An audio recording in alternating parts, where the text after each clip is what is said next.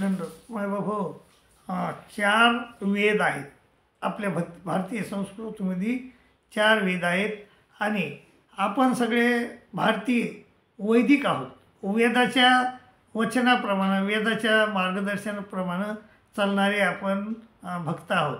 पण चार वेद आहेत, ऋग्वेद, सामवेद, यजुर्वेद आणि अथर्ववेद. तर त्यापैकी गीतेमध्ये तीनच वेद सांगितले आहेत, ऋग, साम, यजुर्वेदचे.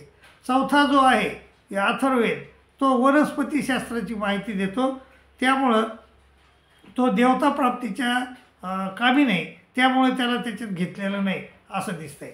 आणि श्रीकृष्ण महाराज म्हणतात की वेद हे त्रिगुणात्मक आहे. अर्जुनाला असा उपदेश देताना ते म्हणतात, अर्जुना त्रैगुण्य विषय वेदा निस्त्रय गुणो भावार्जुनो निर्द्वंद्व नित्य सत्वस्तो निर्योग से महात्मा असं म्हणले ते. म्हणजे वेद हे त्रिगुणात्मक आहेत, तो गुणातीत हो आणि निर्द्वंद्व हो, नित्य सत्वस्त हो आणि निर्योग से आत्मवान असा सल्ला त्यांनी दिला. म्हणजे वेदामुळं परमेश्वर होत नाही असं वेदच म्हणतात.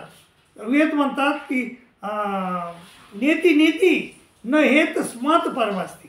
मग आमच्याच्यानं आम्हाला परमेश्वर माहीत नाही, मग परमेश्वरच त्याला माहीत नाही, तर मग वेद पठणानं परमेश्वर कसा प्राप्त होईल आपल्याला. परंतु काही विद्वान लोक तरीही वेदाचं पठण करतात. त्रैविध्यामाम सोमपापुत पापा यज्ञनिष्ठा स्वर्गतीम प्रांतयन्ते. यज्ञ करतात, स्वर्गप्राप्ती करतात आणि वेद बी पठण करतात, स्वर्गप्राप्ती करतात. तीन वेदाचं पठण करतात, ऋग, साम, यजुर्वेदचे. त्रैविध्यामाम सोमपापुत पापा यज्ञनिष्ठा स्वर्गतीम प्रांतयन्ते. आणि ते पुण्य माशाद्र सुरेंद्र लोक मस्तंती दिव्यान दिवदेव भोगान. आणि त्याचं फळ त्याला भेटत आहे.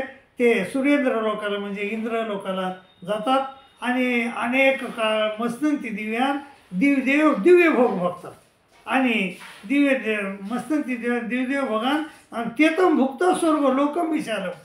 पुन्हा अनंत काळ ते सुख भोगतात आणि शिन्य पुण्य मरते लोकम विशंती. पुन्हा हे झालं, पुण्य शिन्य झालं की पुन्हा मृत्यूलोकात येतात. मृत्यूलोकम विशंती यवम त्रय धर्म मनो प्रपन्ना गतागतम कामकामाल बनते. आणि पुन्हा याच्यात पडतात, गतागतमध्ये पडतात आणि कामकामामध्ये पडतात. त्याला चतुर्विध याच्यामध्ये पडतात, स्वर्ग, नरक, कर्मभूमी, मोक्ष. तर याच्यामध्ये पुन्हा पडतात. आणि याच्यावर भाष्य करताना संत ज्ञानेश्वर महाराजांनं म्हणलंय की पुण्याची पावटी सरे, इंद्रपणाची उटी उतरे आणि येऊ लागती माघारे मृत्यूलोका. पुन्हा त्याला मृत्यूलोकात आल्याशिवाय भाग नाही. आणि त्यामुळं मायबापो जो परमेश्वर आहे त्याची भक्ती आपण करायला पाहिजे. आनंद म्हणजे जो म्हणजे वेदाच्या पलीकडे वेदाला जो माहीत नाही तर तो परमेश्वर. वेदांनाही नाही कळला अंतपार द्यायचा असा, ज्याला अंतपार वेदालाही कळालं नाही असा परमेश्वर, त्या परमेश्वराची आपण भक्ती केली पाहिजे.